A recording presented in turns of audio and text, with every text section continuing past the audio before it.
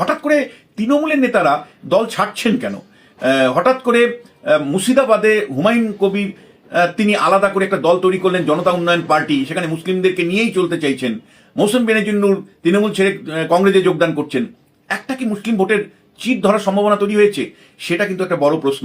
আজকে পশ্চিমবাংলার স্থিতিশীল মানে বাইনারি পলিটিক্সের তৃণমূল আর বিজেপির যে দ্বিমেরুকৃত রাজনীতি, তার মধ্যে একটা নতুন অধ্যায় সংযোজন হলো মৌসুম বেনজির নূরের কংগ্রেসে আগমনের মধ্য দিয়ে।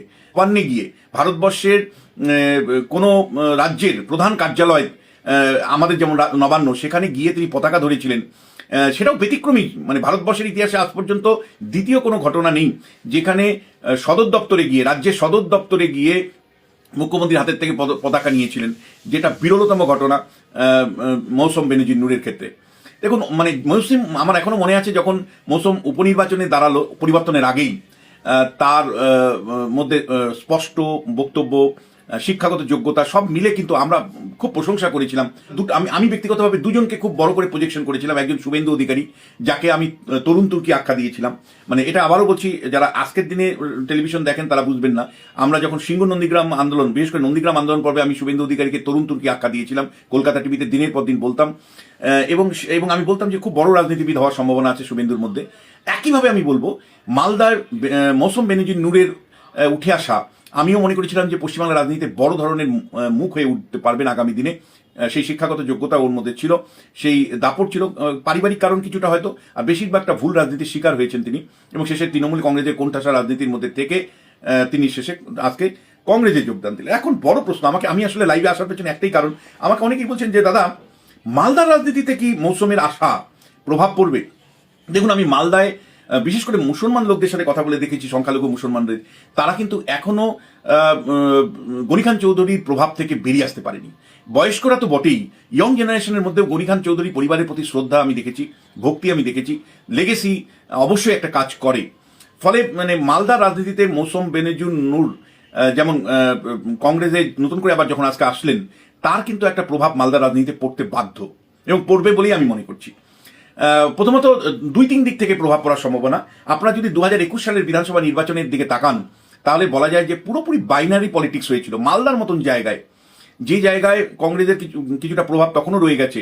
কিন্তু 21 নির্বাচনে যখনই শীতলকুচিতে 3 জন মানে সিআরপিএফের গুলিতে 3 জনের প্রাণ হারালো তৃণমূল কংগ্রেসের, তার কোচবিহারের ওই শীতলকুচি ঘটনাকে কেন্দ্র করে মুসলিমরা এক কাট্টা হয়েছিল যে কোনো মূল্যে বিজেপিকে হারাতে হবে। ফলে মালদার মুসলমানরাও কিন্তু কংগ্রেসকে ছেড়ে দিয়ে ওই সময় কিন্তু তৃণমূল কংগ্রেসকে বেছে নিয়েছিল, যে যাতে করে বিজেপির পরাজয় নিশ্চিত করা যায়।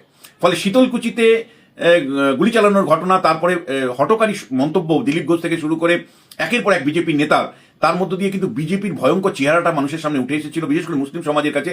এবং যে কোনো মূল্যে বিজেপিকে হারাও, এই ভাবনা থেকে কিন্তু মালদার মুসলমানরা চিরাচরিতভাবে কংগ্রেস করে আসা, তারা কিন্তু তৃণমূলকে সমর্থন করেছিল। যার জন্য সুজাপুরের মতন কনস্টিটিউয়েন্সিতে, আপনার ভাবুন, সুজাপুর গনি খান চৌধুরীর আদি জায়গা, মৌসুম বেনজির নূরের মা মৌসুম বেনজির নূর, এরা প্রত্যেকেই এখান থেকে জয়ী হয়েছে, ইসাক খান। সেই জায়গাতে বলা যায় 1,30,000 ভোটে কংগ্রেস হেরেছিল। 1,30,000 ভোটে কংগ্রেস পরাজিত হয়েছিল সুজাপুরের মতন জায়গাতে, এবং মালদাতে কংগ্রেসের ভোট নেমে গিয়ে হয়েছিল 10% কাছাকাছি।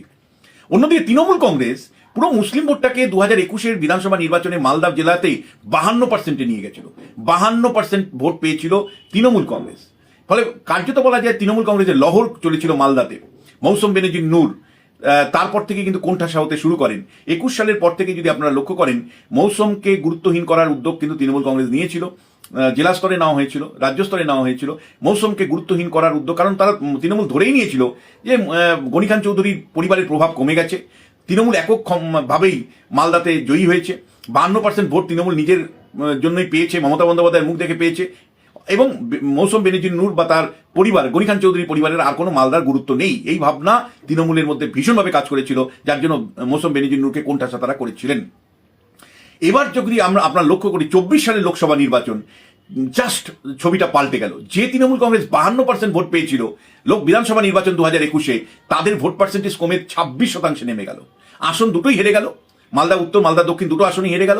শুধু তাই নয়, তারা কংগ্রেসের কাছে হারলো দক্ষিণের আসনটা, উত্তরে হারলো বিজেপির কাছে, এবং উত্তরে আসনে কংগ্রেস অসাধারণ লড়াই করেছিল, প্রায় জেতার মতন জায়গা তৈরি করে ফেলেছিল উত্তরের আসনেও।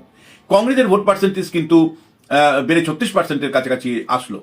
অন্যদিকে তৃণমূল কংগ্রেসের ভোট 52 থেকে নেমে গিয়ে 26% এসছে। দুটো নির্বাচনেই কিন্তু বিজেপি মোরলেস কাছাকাছি ভোট পেয়েছে, ওই 35-36% মতন ভোট পেয়েছে। যেটা বলার আপনাদের, কংগ্রেসের একটা রিভাইভাল কিন্তু মালদাতে আবার মানে আমরা 24 সালে দেখলাম। কংগ্রেস যা গ্রাউন্ড লেভেলের খবর, যদি গুন্ডা মোস্তানি না হয়, যদি ভোট লুট না হয়, তাহলে কিন্তু মালদার সিটগুলো দুই ভাগে বিভক্ত হয়ে ভোট হওয়ার সম্ভাবনাই আমরা দেখতে পাচ্ছি। মানে একদম গ্রাউন্ড রিয়ালিটির থেকে বলছি, একদিকে কংগ্রেস জয়ী হবে, আর একদিকে কিছু আসনে বিজেপি জয়ী হবে, এবং মেজরিটি আসন 12টার মধ্যে মেজরিটি আসন কংগ্রেসের পাওয়ার সম্ভাবনা সেখানে থাকবে। তাহলে এই রাজনৈতিক যে আবহ, এটা নিশ্চয়ই মৌসুম বেনিজুন্নু টের পেয়েছেন। টের পেয়েই তিনি 24 সালের প্রার্থী হতে পারেননি মালদার উত্তরে, এবং তৃণমূলে কোণঠাসা মৌসুম অবশ্যই দেখেছেন যে রাজনীতির জমি কংগ্রেসের দিকে আছে। সেই কারণেই তৃণমূল কংগ্রেসে থেকে তিনি সরে এসে কংগ্রেসে যোগদান করলেন। এখন দেখা যে কংগ্রেসের রাজনীতি অনেকটাই নির্ভর করে রাহুল গান্ধীর উপর, জাতীয় স্তরের উপর। আজকে মৌসুম বেনিজুন্নু আপনারা যদি লক্ষ্য করেন, তাহলে কেবলমাত্র গনি খান চৌধুরীর লেগেসির সাথে যুক্ত হতে যাচ্ছেন, পুনঃসংযোগ হতে যাচ্ছে, সেই কথাটাই বলেছেন তিনি। কিন্তু তৃণমূলের বিরুদ্ধে একটি কথাও বলেননি, আবার তৃণমূলও তার বিরুদ্ধে একটি কথাও বলেনি। এটা রাজনীতি পর্যবেক্ষক হিসাবে আমাদের চোখে লেগেছে। মৌসুম বেনিজুন্নু হয়তো বলেননি এই কারণেই যে তৃণমূলের বিরুদ্ধে বিষাদগার করে তিনি কংগ্রেসে যোগদান করেন, কিছুদিন পরেই আবার ইন্ডি জোট অর্থাৎ ইন্ডিয়া জোটের পার্ট হিসাবে তৃণমূল এবং কংগ্রেস রয়েছে। জাতীয় স্তরে মমতা বন্দ্যোপাধ্যায় এবং রাহুল গান্ধীর একটা সম্পর্ক বা সংযোগ রয়েছে বিজেপিকে হারানোর প্রশ্নে, ফলে তিনি অতিরিক্ত তৃণমূল বিরোধিতায় যাননি। আর তৃণমূলের কাছে কিন্তু কুণাল ঘোষ দেখলাম সেইভাবে কোনো প্রতিক্রিয়া দেয়নি, নেগেটিভ প্রতিক্রিয়া দেয়নি। তার একটা কারণ হলো, খুব সাডেনলি মৌসুম বেনিজুন্নু যেভাবে তৃণমূল ছেড়ে কংগ্রেসে যোগদান করেছে, সম্ভবত এটা তৃণমূলের নেতৃত্ব জানতো না। নাহলে তৃণমূলের নেতৃত্ব 3 দিন আগেই তাকে 4টি বিধানসভার কোঅর্ডিনেটর করেছিল। 4টে বিধানসভা, মালদার 4টে বিধানসভার কোঅর্ডিনেটর পদে তাকে বসিয়েছিল। খুব সম্ভবত মানে আইপ্যাকের টিমের লোকরাও ঘুণাক্ষরে বুঝতে পারেনি যে মৌসুম বেনিজুন্নুর কংগ্রেসে যোগদান করছেন। কুণাল ঘোষরা কিন্তু আকস্মিক এই যে দল পরিবর্তন হতস্তম্ভিত, এবং এটা কিন্তু সামগ্রিকভাবে পশ্চিমবাংলায় মুসলিম সমাজে একটা বড় প্রভাব পড়তে পারে। একদিকে আপনারা জানেন মুর্শিদাবাদে হুমায়ুন কবির কিছুটা প্রভাব বিস্তার করতে চাইছেন। হুমায়ুন কবির যদি প্রভাব বিস্তার করে আর মালদাতে মৌসুম বেনিজুন্নুরের যাওয়ার ফলে কংগ্রেস শক্তিশালী হয়, এবং উত্তর দিনাজপুরে আমার কাছে যা খবর সেটা হলো গোয়ালপুকুর, চাকুলিয়া এই অঞ্চলেও একাধিক তৃণমূল কংগ্রেসের নেতা কংগ্রেসে যুক্ত হয়েছে, এবং সেখানে মিমের প্রভাব তৈরি হয়েছে। ফলে সত্যিই এই প্রশ্নটা আসছে, তৃণমূল কি সত্যি মুসলিম ভোট হারাতে চলেছে, একটা অংশ হারাতে চলেছে? এই সম্ভাবনার কিন্তু একটা ক্ষেত্র তৈরি হয়েছে। কারণ বিহার লাগোয়া যে অঞ্চলটা আছে উত্তর দিনাজপুরের, বিশেষ করে ইসলামপুর সাব ডিভিশন, সেখানে কিন্তু মিমের একটা প্রভাব আমরা দেখতে পাচ্ছি। আর বেশ কিছু তৃণমূল কংগ্রেস নেতা কিন্তু দল ছেড়ে দিয়েছেন উত্তর দিনাজপুরে। ফলে হঠাৎ করে তৃণমূলের নেতারা দল ছাড়ছেন কেন? হঠাৎ করে মুর্শিদাবাদে হুমায়ুন কবির তিনি আলাদা করে একটা দল তৈরি করলেন, জনতা উন্নয়ন পার্টি, সেখানে মুসলিমদেরকে নিয়েই চলতে চাইছেন। মৌসুম বেনিজুন্নুর তৃণমূল ছেড়ে কংগ্রেসে যোগদান করছেন। একটা কি মুসলিম ভোটের চিট ধরার সম্ভাবনা তৈরি হয়েছে? সেটা কিন্তু একটা বড় প্রশ্ন। আজকে পশ্চিমবাংলার স্থিতিশীল মানে বাইনারি পলিটিক্সের তৃণমূল আর বিজেপির যে দ্বিমেরুকৃত রাজনীতি, তার মধ্যে একটা নতুন অধ্যায় সংযোজন হলো মৌসুম বেনিজুন্নুরের কংগ্রেসে আগমনের মধ্য দিয়ে। মিলে একটা স্থিতিশীল দ্বিমেরুকৃত রাজনীতির বাইরে গিয়ে প্রথমে হুমায়ুন কবিরের দল গঠন, আর তারপরে মৌসুম বেনিজুন্নুরের কংগ্রেসে যোগদান রাজ্য রাজনীতিতে অবশ্যই একটা গুরুত্বপূর্ণ ঘটনা বলে আমি মনে করছি।